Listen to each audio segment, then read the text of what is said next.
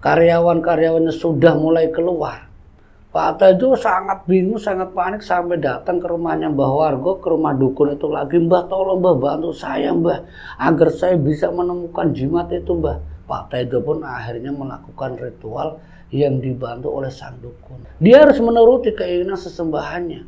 Karena lewat sesembahannya dia itulah dia bisa kembali lancar. Perjanjian itu pun disepakati.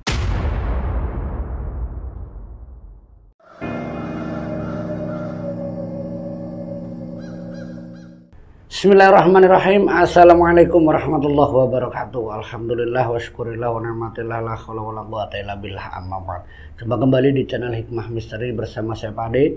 Semoga kita dan kalian selalu dalam lindungan Allah Subhanahu wa taala, selalu diberikan nikmat sehat walafiat, dilancarkan rezekinya, dipanjangkan umurnya dan dimudahkan dalam segala urusan. Amin amin ya rabbal alamin. Nah, untuk cerita kali ini Pak Ade akan mencoba menceritakan kisah tentang penglaris usaha yang menggunakan jimat. Nah, bagaimana kelengkapan ceritanya dan apa yang terjadi dengan kisah penglaris ini? Tidak usah lama-lama, kita langsung masuk ke cerita Hikmah Misteri. Sebuah kejadian yang dialami seorang ibu rumah tangga yang meminta suaminya untuk menggunakan media penglaris. Yang ternyata di balik penglaris yang dia gunakan, yaitu suaminya, sebut saja di sini namanya Pak Tejo, lewat ide dari istrinya, sebut saja namanya Bu Ayu. Bu Ayu itu meminta sama Pak Tejo karena di dalam usaha dagang yang dikelola oleh Pak Tejo dalam kurun waktu beberapa bulan dengan kebutuhan yang begitu semakin menumpuk, tentunya hasil itu tidak akan mencukupi.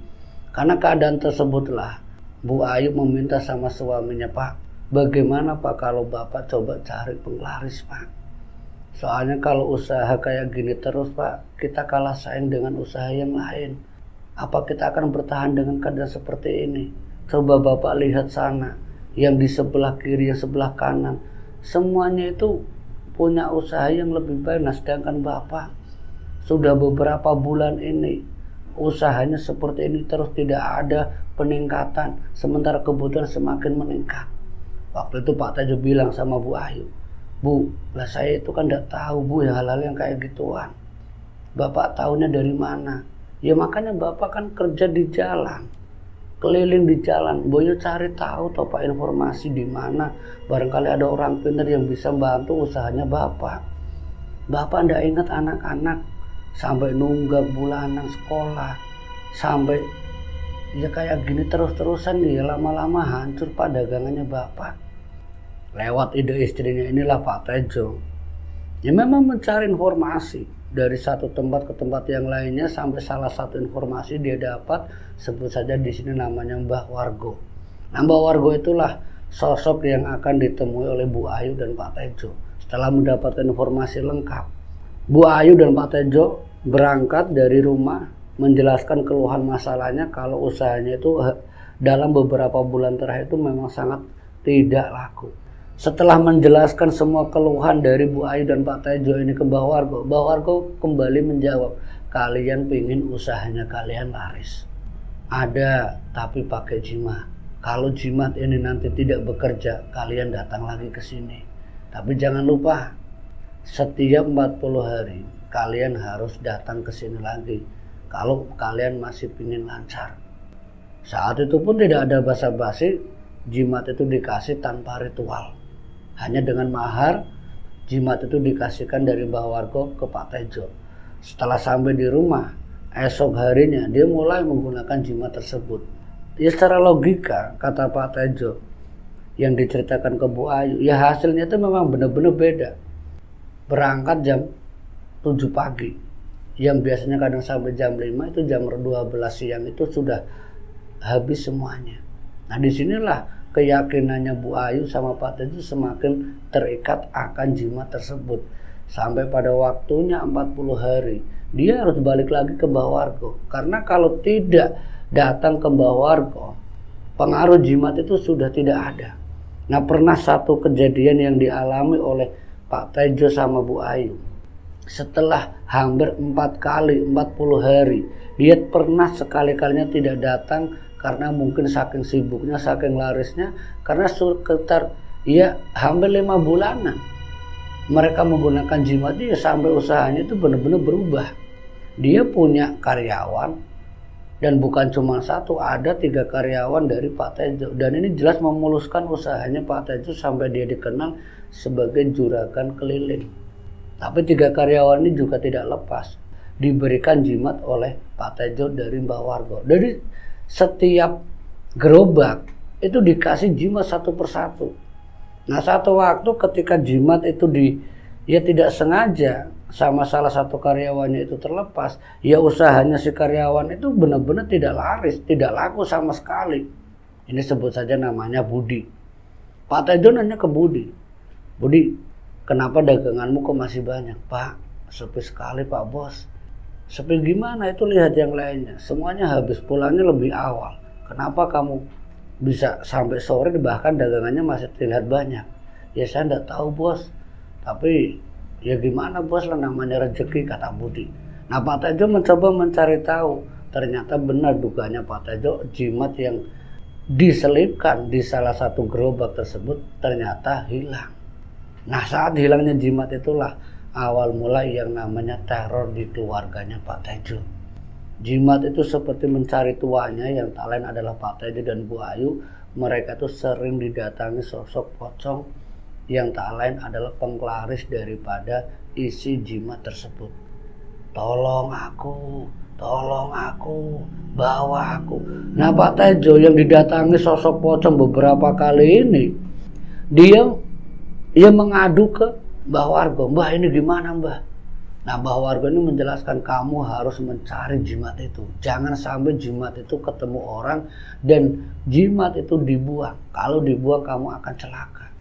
Pak Tejo bingung mendengar jawaban dari Mbah Wargo. "Kalau jimat tidak ditemukan saya celaka." "Celaka yang bagaimana Mbah?" "Kamu akan tahu.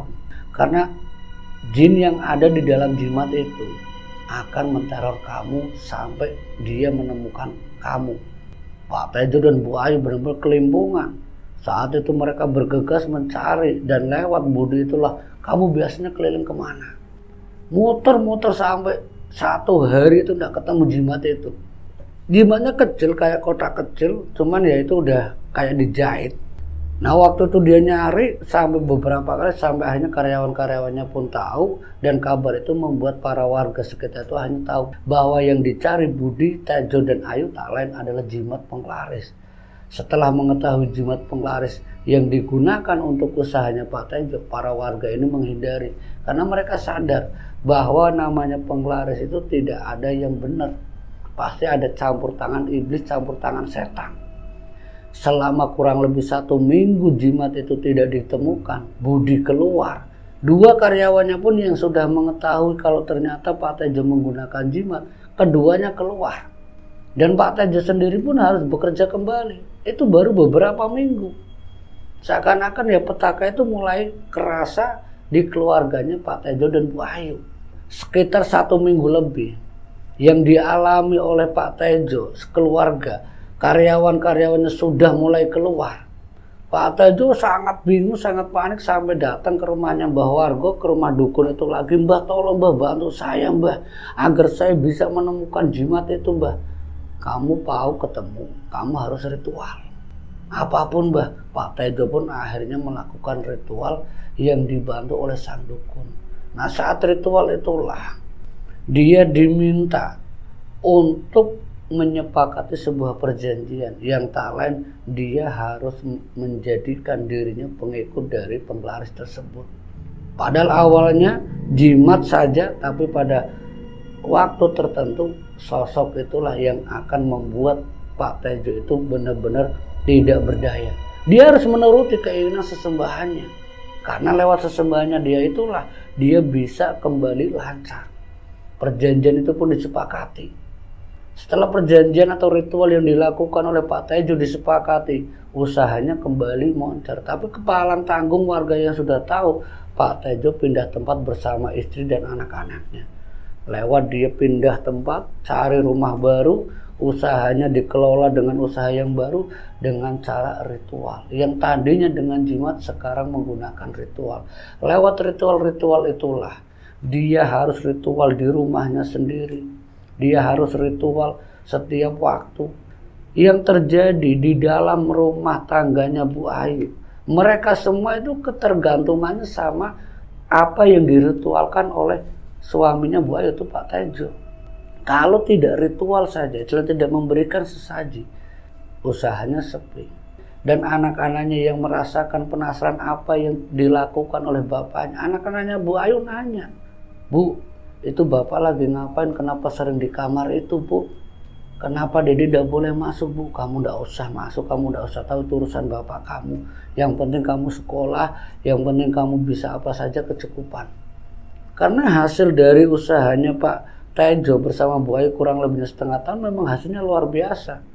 Sampai dia mampu beli rumah walaupun rumah itu tidak terlalu besar. Hasil dari rumah yang pertama dijual digunakan untuk membeli rumah yang baru. Ya karena di kampung dulu dia tinggal itu sempat menjadi rumor kalau Pak Tejo melakukan pesugihan. Itu yang sudah didengar, makanya Pak Tejo beli rumah baru. Disitulah ritual-ritual itu yang akhirnya membuat dia itu semakin terjerumus. Setelah hampir 1 atau 2 tahun Pak Tejo yang usahanya begitu luar biasanya, Pak Tejo kembali merekrut beberapa karyawan. Dan di sini awal mula dia hanya terikat dengan pesugihan. Beberapa karyawan ada yang dia tumbalkan. Dan bukan itu saja. Setelah beberapa waktu, mungkin 1 atau 2 tahun itu, sudah ada 2 orang yang ditumbalkan oleh Bu Ayu. Dia menceritakan secara langsung bahwa dengan apa yang diritualkan suaminya, tujuannya untuk memperlancar pesugihannya. Tapi semua itu tidak terlepas dari bagaimana anak-anaknya yang akhirnya menjadi gila. Anak-anaknya Bu Ayu menjadi gila. Sampai saking tidak sukanya Bu Ayu dengan suaminya Pak Tejo karena sudah membuat beberapa pekerjaannya itu meninggal. Terus anak-anaknya juga mengalami gangguan jiwa, mengalami kegilaan. Bu Ayu datang lagi ke Mbak Wargo. Sendirian dia tanpa ditemani oleh Pak Tejo yang niat utamanya ingin menghentikan apa yang dilakukan suaminya itu Pak Tejo. Tapi kata Mbak Wargo, semuanya sudah terlambat. Suamimu sudah terlanjur menyepakati perjanjian awalnya yang tak lain pesugihan penglaris. Dan Bu Ayu yang mendengar jawaban dari Mbah Wargo, Bu Ayu hanya bisa menangis. Terus bagaimana keadaan anak-anak saya? Anak-anak kamu sudah menjadi korban dan dia tidak akan bisa sembuh kecuali kematian yang membuat dia itu tidak mengalami gangguan jiwa. Mendengar hal yang ngeri dari Mbah Wargo, ya Bu Ayu hanya bisa pasrah. Sampai satu waktu ketika Bu Ayu yang sudah tidak kuat melihat anak-anaknya mengalami kegilaan, Pak Tejo yang semakin tamak, semakin rakus dengan kejamnya dia menumbalkan bukan hanya para pekerjanya, anak-anaknya juga merupakan korban tumbal. Bu Ayu yang akhirnya meninggalkan Pak Tejo pulang kampung menjelaskan ke sesepuh setempat. "Pak, gimana ini Pak? Suami saya sudah melakukan perjanjian dengan iblis. Lewat sesepuh kampung dia tinggal dulu. Dijelaskan sama Bu Ayu untuk menghentikan suamimu. Buat tempat ritualnya itu hancur. Yang pertama, yang kedua, jangan ada tumbal lagi. Gagalkan. Kalau gagal itu maka akan berdampak pada pelakunya." Nah, Bu Ayu mendapatkan penjelasan dari sesepuh tersebut. Dia memang tahu siapa yang akan ditumbalkan berikutnya. Ketika tumbal yang kelima dari kedua pekerjaannya, kedua anaknya, yang kelima ini diusahakan sama Bu Ayu bagaimana caranya agar suaminya itu tidak bisa menumbalkan orang kelima. Tanpa diketahui Pak Tejo, beberapa barang atau media perantara yang tak lain adalah ritual sesaji. Di antara beberapa itu ada yang tidak lengkap, sengaja diambil agar perewangan atau sesembahannya Pak Tejo itu marah. Saat itulah Pak Tejo yang melakukan ritual yang tujuannya untuk menumbalkan orang sebagai syarat pesugihannya. Bu Ayu sudah tahu setiap dia belanja mau ritual ya dia yang beli, bukannya Pak Tejo. Nah disitulah dia menggunakan cara yang disampaikan sesepuh. Alat-alat itu atau barang-barang saja itu dikurangi.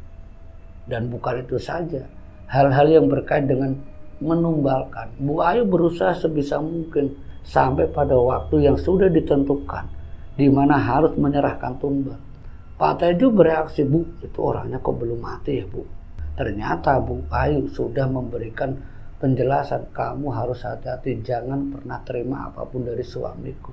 Bu Ayu dengan beraninya dia ngomong sama para pekerjanya agar tidak mudah menerima apapun dari suaminya itu Pak Tejo. Karena Pak Tejo sudah kelewat batas, orang yang sudah serakah, orang yang sudah terlanjur bersepakat dengan iblis, tidak ada ampun untuk membuat orang-orang itu celaka. Setelah Pak Tejo itu gagal menumbalkan beberapa karyawannya, disitulah kehancuran keluarganya Pak Tejo. Tapi bagi Bu Ayu, dia menyadari bahwa ternyata dibalik apa yang diinginkan dulu untuk mencukupi kebutuhan, tapi semuanya jalan itu salah, benar-benar salah. Dari jimat yang dia gunakan sampai terjerumus ke pesugihan yang hanya membuat anak-anaknya itu hanya bisa menderita. Semenjak Pak Tejo gagal menumbalkan karyawannya, anaknya sendiri yang kena. Anaknya Bu Ayu yang gangguan jiwa itu meninggal. Itu setelah Pak Tejo gagal menumbalkan pekerjaannya. Dan beberapa bulan setelahnya, anak keduanya Bu Ayu pun harus meninggal. Sampai beberapa tekanan batin yang tidak kuat bagi Bu Ayu, dia harus bisa menghentikan suaminya. Nekat bagaimana caranya agar suaminya itu sadar. Lewat meninggal kedua anaknya itulah dijelaskan, untuk apa Pak kita kaya? Kita sudah tidak punya siapa-siapa, harapan kita hilang. Anak-anak sudah gila, anak-anak sudah meninggal. Sudah Pak, sadar Pak. Tapi Pak Tejo yang mungkin sudah kerasukan iblis dengan perilaku yang tetap ingin membuat usahanya itu begitu luar biasa. Pak Tejo tidak mau berhenti. Karena mungkin dia tahu yang namanya pesugihan kalau dia ingkar pasti tumbal nyawa. Yang lain adalah pelakunya sendiri. Dan itu pun diketahui oleh Bu Ayu lewat Mbah Wargo yang sebagai kuncainya. Saat itu Bu Ayu yang sudah mulai terlihat kalau dia itu mulai pasang surutnya rezeki itu sudah kelihatan. Disitulah Bu Ayu meninggalkan Pak Tejo. Karena melihat perilakunya Pak Tejo sudah tidak, ia sudah bukan manusia lagi. Dia sudah tega untuk membuat orang-orang yang pekerjanya itu menjadi tumbal. Nah, waktu mungkin ditinggalkan Bu Ayu itulah Pak Tejo yang harus menyerahkan tumbal. Karena ditinggalkan Bu Ayu juga sendiri diincar. Lewat beberapa kejadian-kejadian yang tak wajar, dia pulang kampung meminta bantuan sesepuh agar dijaga secara lahir batinnya. Lewat bimbingan sesepuh itulah dia tahu yang namanya ngaji, dia tahu ilmu agama. Ketika suaminya gagal mengincar Bu Ayu, justru berdampak pada usahanya Pak Tejo. Usahanya itu mulai terlihat, mungkin tidak spontan Bu Ayu itu ya terkena sihirnya, terkena penglaris atau terkena perewangannya. Yang tujuannya ya ingin membuat Bu Ayu itu meninggal, ingin ditumbalkan. Tapi Bu Ayu berharap dengan kegagalannya Pak Tejo suaminya sendiri menumbalkan Ayu, usahanya hancur dalam kurun waktu 1 tahun dia menjadi orang yang susah. Dan Pak Tejo sendiri pun ketika keadaan mulai hancur, dia harus mengalami gangguan depresi sampai dia mengalami gangguan jiwa. Dengan keadaan gangguan jiwa itulah semuanya berakhir. Dan Bu Ayu yang menyadari ini adalah kesalahannya dia berusaha untuk tetap merawat Pak Tejo walaupun dalam keadaan sakit jiwa. Itulah sebuah pengalaman kisah hidup dari Bu Ayu yang awalnya hanya ingin menggunakan usaha lewat penglaris jimat, tapi pada kenyataannya suaminya terjerumus ke dalam pesugihan yang membuat kedua anaknya meninggal dan suaminya menjadi gila. Semoga dari kisah Bu Ayu ini kita bisa ambil hikmah dan pelajaran. Saya Pak Ade, akhirul kalam, wassalamualaikum warahmatullahi wabarakatuh.